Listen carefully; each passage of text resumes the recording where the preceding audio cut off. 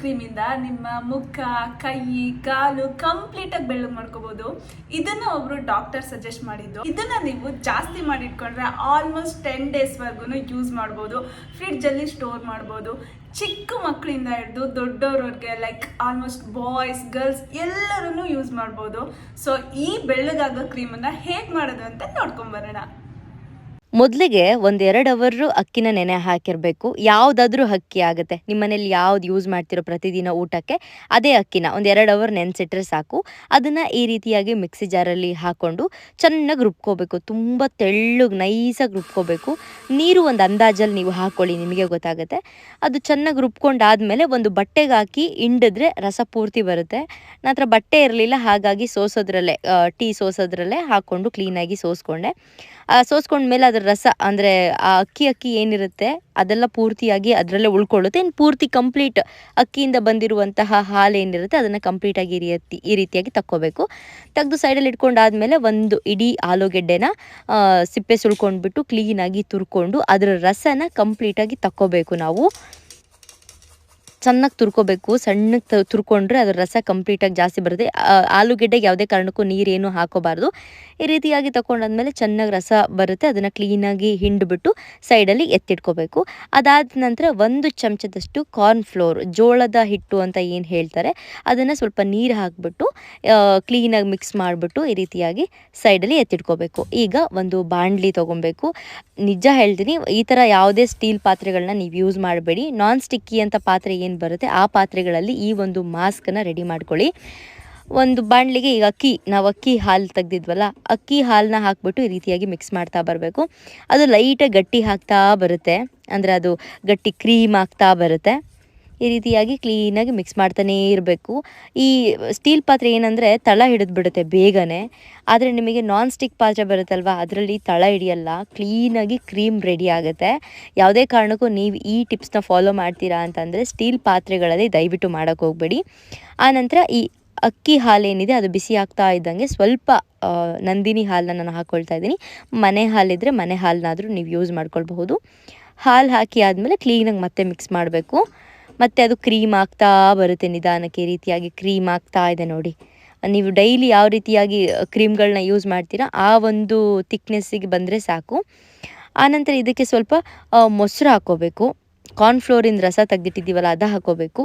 ಅದಕ್ಕಿಂತ ಮುಂಚೆ ಕ್ಲೀನಾಗಿ ನಿಧಾನವಾಗಿ ತಿರುಗಿಸ್ತಾ ಬಂದರೆ, ಈಗ ಸದ್ಯಕ್ಕೆ ಅದರಲ್ಲಿ ಏನಿದೆ ಅಂದರೆ ಅಕ್ಕಿಯಿಂದ ತೆಗೆದಿರುವಂತಹ ಹಾಲು, ಅದ್ರ ಜೊತೆಗೆ ಇದಕ್ಕೆ ಹಾಕಿರೋದು ಸ್ವಲ್ಪ ಹಾಲು, ಮನೆ ಹಾಲು ಆದರೂ ತುಂಬ ಒಳ್ಳೆಯದು.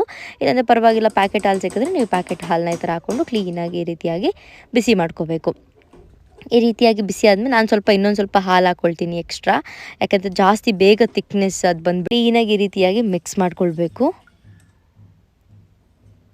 ಅದಕ್ಕೆ ನಾನಿವಾಗ ಕಾರ್ನ್ಫ್ಲೋರು ಅಂದರೆ ಜೋಳದ ಹಿಟ್ಟಿಂದು ಏನು ನೀರಲ್ಲಿ ಹಾಕಿ ಮಿಕ್ಸ್ ಮಾಡಿದ್ದೆ ಅದನ್ನು ನಾನು ಹಾಕ್ಕೊಳ್ತಿದ್ದೀನಿ. ಈ ಜೋಳದ ಹಿಟ್ಟಿಂದು ಏನು ಕಾರ್ನ್ಫ್ಲೋರ್ದು ಏನು ಮಾಡಿಟ್ಕೊಂಡಿದ್ದಕ್ಕೆ ಹಾಕ್ಕೊತಿದ್ದೀನೋ ಆ ಒಂದು ರಸದಿಂದ, ಆ ಒಂದು ಕಾರ್ನ್ಫ್ಲೋರ್ನ ನೀರಿಂದ ನಿಮ್ಮ ಮುಖದಲ್ಲಿರೋ ಬೇಡವಾಗಿರೋ ಆಯಿಲ್ ಕಂಪ್ಲೀಟಾಗಿ ತೆಗಿಯುತ್ತೆ.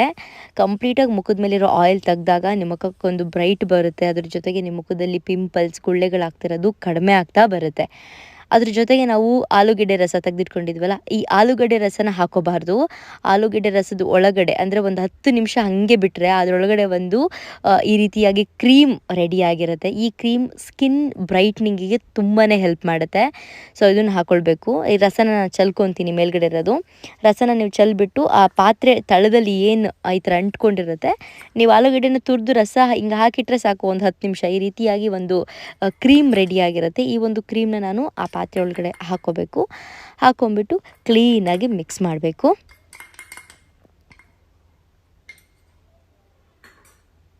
ಈಗ ಇದನ್ನು ಕ್ಲೀನಾಗಿ ಮಿಕ್ಸ್ ಮಾಡ್ತಾ ಬರಬೇಕು. ಅಂದರೆ ಆಲೂಗೆಡ್ಡೆದು ಒಂದು ಕ್ರೀಮ್ ಆಗಿರಬಹುದು, ಹಾಲಾಗಿರ್ಬೋದು, ಅಕ್ಕಿಯಿಂದ ತೆಗೆದಿರುವಂತಹ ಹಾಲಾಗಿರ್ಬೋದು, ಕ್ಲೀನಾಗಿ ಮಿಕ್ಸ್ ಆಗಬೇಕು. ಈ ಅಕ್ಕಿ ತೊಳೆದಿದ್ದ ನೀರು, ಬರೀ ಪ್ರತಿದಿನ ನಿಮ್ಮ ಮನೇಲಿ ಅನ್ನ ಮಾಡುವಾಗ ಅಕ್ಕಿ ತೊಳೆದಿದ್ದ ನೀರನ್ನ ಯೂಸ್ ಮಾಡಿದ್ರೇ ಮುಖ ಬ್ರೈಟ್ ಆಗುತ್ತೆ. ಆನಂತರ ಮೊಸರನ್ನ ಒಂದು ಸ್ವಲ್ಪ ಬಟ್ಟೆಯಲ್ಲಿ ಹಾಕಿಬಿಟ್ಟು ಹಿಂಡಿಬಿಟ್ಟು ಕ್ರೀಮ್ ತೊಗೋಬೇಕು. ಆ ಮೊಸರಲ್ಲಿರೋ ನೀರಿನ ಅಂಶ ಎಲ್ಲ ಪೂರ್ತಿ ಹೋಗಬೇಕು. ಅಂದರೆ ಮೊಸರನ್ನ ಒಂದು ಚಮಚದಷ್ಟು ಮೊಸರನ್ನ ಒಂದು ಬಟ್ಟೆಲಿ ಹಾಕಿ ಹಿಂಡ್ಕೊಂಡ್ರೆ ಸಾಕು, ಅದು ಗಟ್ಟಿ ಮೊಸರಾಗುತ್ತೆ. ಅದನ್ನು ನೀವು ಇದ್ರೊಳಗಡೆ ಹಾಕೋಬೇಕು. ಮೊಸರು ಆಗಿರಬಹುದು, ಅಕ್ಕಿ ಆಗಿರಬಹುದು, ಇದೆಲ್ಲ ನಮ್ಮ ಸ್ಕಿನ್ನಿಗೆ ತುಂಬಾ ಒಳ್ಳೆಯದು. ನೋಡಿ ಗಟ್ಟಿ ಮೊಸರು ತೊಗೊಂಡಿದ್ದೀನಿ, ಅದರಲ್ಲಿ ಇದ್ದಿದ್ದ ನೀರನ್ನೆಲ್ಲ ಒಂದು ಬಟ್ಟೆ ಸಹಾಯದಿಂದ ಹಿಂಡ್ಕೊಂಡು ತೆಗೆದುಬಿಟ್ಟೆ. ಆನಂತರ ಮತ್ತೆ ಕ್ಲೀನಾಗಿ ಮಿಕ್ಸ್ ಮಾಡಬೇಕು. ಈ ರೀತಿಯ ಕ್ಲೀನಾಗಿ ಮಿಕ್ಸ್ ಮಾಡ್ತಾ ಇದ್ದರೆ ಸ್ವಲ್ಪ ಹೊತ್ತಿಗೆ ನಿಮಗೆ ಗೊತ್ತಾಗುತ್ತೆ, ಬೇಗ ಥಿಕ್ನೆಸ್ ಶುರುವಾಗುತ್ತೆ, ಗಟ್ಟಿ ಆಗ್ತಾ ಬರುತ್ತೆ, ಅದು ಒಂದು ಕ್ರೀಮ್ ಥರ.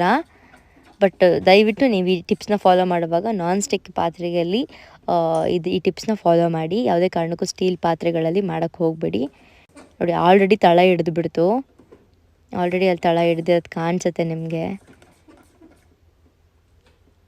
ನಾನು ಗ್ಯಾಸ್ನೇ ಆಫ್ ಮಾಡ್ಕೊಂಬಿಟ್ಟೆ, ಸಖತ್ ತಳ ಹಿಡಿತಿದೆಯಲ್ಲ ಅಂತ ಹೇಳಿಬಿಟ್ಟು.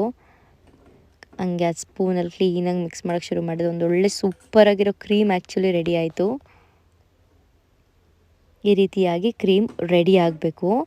ನೀವು ಪ್ರತಿದಿನ ಯೂಸ್ ಮಾಡ್ತಿರಲ್ಲ ಆ ರೀತಿಯಾಗಿ ಈ ಕ್ರೀಮ್ ರೆಡಿ ಆಗುತ್ತೆ. ಇದು ರೆಡಿ ಆದಮೇಲೆ ನಾನು ಒಂದು ಕೈಗೆ ಅಪ್ಲೈ ಮಾಡ್ತೀನಿ. ನಿಮ್ಗೆ ಒಂದು ಕೈಗೆ ಅಪ್ಲೈ ಮಾಡಿ ಜಸ್ಟ್ ತೋರಿಸ್ತೀನಿ ಯಾವ ರೀತಿಯಾಗಿ ರಿಸಲ್ಟ್ ಸಿಕ್ಕುತ್ತೆ ಅಂತ ಹೇಳಿಬಿಟ್ಟು. ನಾನು ತುಂಬ ಹೊತ್ತು ಇದನ್ನು ಕೈಯಲ್ಲಿ ಇಟ್ಕೊಳ್ಳಲ್ಲ, 2 ಮಿನಿಟ್ಸ್ ಅಷ್ಟೇ ನಾನು ಕೈಯಲ್ಲಿ ಇಟ್ಕೊಳ್ಳೋದು. 2 ಮಿನಿಟ್ಸ್ ಅಪ್ಲೈ ಮಾಡಿಬಿಟ್ಟಿದ ತಕ್ಷಣವೇ ನಾನು ತೊಳಿತೀನಿ. ನಂಗೆ ಅವಾಗ ಅನಿಸುತ್ತೆ ಮೇ ಬಿ ಇನ್ನೊಂದು 1/2 ಅವರ್ ಬಿಟ್ಟಿದ್ದಿದ್ರೆ ಎಷ್ಟು ಬ್ರೈಟಾಗಿ ಕಾಣಿಸೋದು ಅಂತ ಹೇಳಿಬಿಟ್ಟು. ನಾನು ಅಪ್ಲೈ ಮಾಡಿದ್ದು 1.5 ಮಿನಿಟ್ 2 ಮಿನಿಟಿಗೆಲ್ಲ ನಾನು ಕೈ ವಾಶ್ ಮಾಡಿಬಿಡ್ತೀನಿ. ಆದರೂ ಅದರಲ್ಲೂ ಕೂಡ ರಿಸಲ್ಟ್ ಗೊತ್ತಾಗುತ್ತೆ ತುಂಬ ಚೆನ್ನಾಗಿ. ಈಗ ವಾಶ್ ಮಾಡ್ಕೊಬಂದೆ, ನೀವು ನೋಡ್ಬೋದು ಲೆಫ್ಟ್ ಹ್ಯಾಂಡಿಗೂ ಮತ್ತು ರೈಟ್ ಹ್ಯಾಂಡಿಗೂ. ಆ್ಯಕ್ಚುಲಿ ಕ್ಲೀನಾಗಿ ಕೈ ತೊಳೆದಿಲ್ಲ, ಹಂಗಂಗೆ ಹಿಟ್ಟಿದೆ. ಸ್ವಲ್ಪ ತೊಳಿಯೋಕ್ಕೆ ಸ್ವಲ್ಪ ಕಷ್ಟ ಆಗುತ್ತೆ ಆ್ಯಕ್ಚುಲಿ. ಅದು ಸ್ವಲ್ಪ ನೀಟಾಗಿ ಬ್ರಷೆಲ್ಲ ಹಾಕಿ ಉಜ್ಜಿದ್ರೆ ಚೆನ್ನಾಗಿ ಹೋಗುತ್ತೆ. ನನಗೆ ಫಸ್ಟ್ ವಾಶಲ್ಲೇ ವಾವ್ ಅಂತ ಅನ್ನಿಸ್ತು. ಆ ನಂತರ ಫೇಸಿಗೆ ಕಂಪ್ಲೀಟಾಗಿ ಅಪ್ಲೈ ಮಾಡೋಕ್ಕೆ ಶುರು ಮಾಡಿದೆ. ನಿಜ ಈ ಫೇಸ್ ಮಾಸ್ಕ್ ತುಂಬ ಒಳ್ಳೆ ರಿಸಲ್ಟ್ ಕೊಡುತ್ತೆ ನಿಮಗೆ. ಕತ್ತು, ಕೆನ್ನೆ, ಕೈ, ಕಾಲು ಕಂಪ್ಲೀಟಾಗಿ ಅಪ್ಲೈ ಮಾಡ್ಕೊಂಡು ಒಂದು 1/2 ಅವರ್ ಬಿಟ್ಬಿಟ್ಟು ವಾಶ್ ಮಾಡಿ. 100% ನಿಮಗೆ ಒಳ್ಳೆ ರಿಸಲ್ಟ್ ಬೇಗನೆ ಸಿಗುತ್ತೆ. ಸ್ಕಿನ್ ಡಲ್ ಆಗುತ್ತೆ, ಸ್ಕಿನ್ ಬ್ರೈಟ್ ಆಗಬೇಕು, ಹಾಗೆಯೇ ಬಿಸಿಲಿಗೆಲ್ಲ ಹೋಗಿ ಮುಖ ಕಪ್ಪಾಗಿದೆ ಅಂತ ಯಾರೆಲ್ಲ ಹೇಳ್ತೀರಾ, ಈ ಫೇಸ್ ಮಾಸ್ಕ್ನ ಅಪ್ಲೈ ಮಾಡಿ.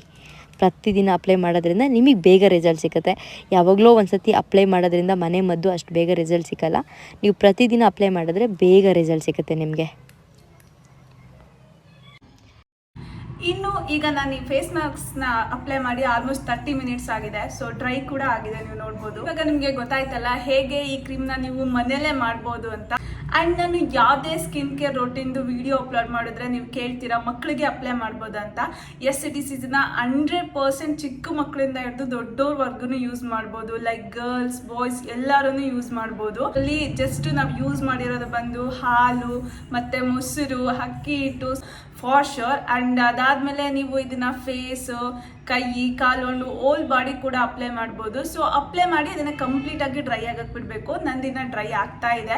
ಸೊ ಡ್ರೈ ಆದಮೇಲೆ ನೀವು ಹೋಲ್ ಬಾಡಿ ವಾಶ್ ಮಾಡ್ಬೋದು ಅಥವಾ ಫೇಸನ್ನು ಹಾಗೆ ತೊಳ್ಕೊಬೋದು. ಸೊ ಅದಾದಮೇಲೆ ನಿಮಗೆ ರಿಸಲ್ಟ್ ಗೊತ್ತಾಗುತ್ತೆ. ಆ್ಯಂಡ್ ಇನ್ನೊಂದು ಏನಂತ ಹೇಳಿದ್ರೆ ಇದನ್ನು ನೀವು 3 ಮಂತ್ಸ್ ಯೂಸ್ ಮಾಡಿ ಸಾಕು. ಸೊ ನಿಮಗೇನೆ ರಿಸಲ್ಟ್ ಗೊತ್ತಾಗುತ್ತೆ. ಆ್ಯಂಡ್ ನನಗಂತೂ ಇದು ತುಂಬಾ ಇಷ್ಟವಾದ ಕ್ರೀಮ್ ಅಂತ ಹೇಳ್ಬೋದು. 100% ಶೋರ್ ರಿಸಲ್ಟ್ ಕೊಡುತ್ತೆ ನಿಮಗೆ. ಲೈಕ್ ನಿಮ್ಮದು ಕೈ, ಕಾಲು ಎಲ್ಲದನ್ನು ಬೆಳ್ಳಗಾಗತ್ತೆ ಅಂತ ಹೇಳ್ಬೋದು. ಅಂಡ್ ಈ ಕ್ರೀಮನ್ನು ನೀವು ಹಾಗೆ ಫ್ರಿಡ್ಜಲ್ಲಿ ಇಡದೆ ಹೊರಗಡೆ ನೀವು 2 ಡೇಸ್ ಇಡ್ಬೋದು. ಅದಾದ್ಮೇಲೆ ಇಡೋದಕ್ಕಾಗೋದಿಲ್ಲ. ಸೊ ಫ್ರಿಡ್ಜಲ್ಲಿ ಇಟ್ಟರೆ ನೀವು ಆಲ್ಮೋಸ್ಟ್ 10 ಡೇಸ್ವರೆಗೂ ಇಡ್ಬೋದು. ತುಂಬಾನೇ ಚೆನ್ನಾಗಿ ಇರುತ್ತೆ. ಸೊ ನೀವು ಈ ಕನ್ಸಿಸ್ಟೆನ್ಸಿನೇ ನೋಡ್ಬೋದು. ನೀವು ನಾರ್ಮಲ್ ಕ್ರೀಮ್ ಯೂಸ್ ಮಾಡ್ತೀರಲ್ವಾ, ಸೊ ಅದೇ ಥರ ಇರುತ್ತೆ ಅಂತ ಹೇಳ್ಬೋದು. ಸೊ ನೀವು ಒಂದ್ಸಲ ಮನೇಲಿ ಟ್ರೈ ಮಾಡಿ. ನನಗಂತೂ ತುಂಬಾನೇ ಖುಷಿ ಆಯಿತು ಫಸ್ಟ್ ಟೈಮ್ ಯೂಸ್ ಮಾಡಿದಾಗ್ಲೇ. ಆ್ಯಂಡ್ ಟ್ರೈ ಮಾಡಿ ಕಮೆಂಟ್ ಮಾಡಿ ನನಗೆ ಹೇಗಾಯಿತು ಅಂತ. ಆ್ಯಂಡ್ ಐ ಹೋಪ್ ಈ ವಿಡಿಯೋ ಎಲ್ರಿಗೂ ಇಷ್ಟ ಆಗಿದೆ ದಯವಿಟ್ಟು ಲೈಕ್, ಶೇರ್ ಆ್ಯಂಡ್ ಕಮೆಂಟ್ ಮಾಡಿ. ಟಾಟಾ, ಬಾಯ್.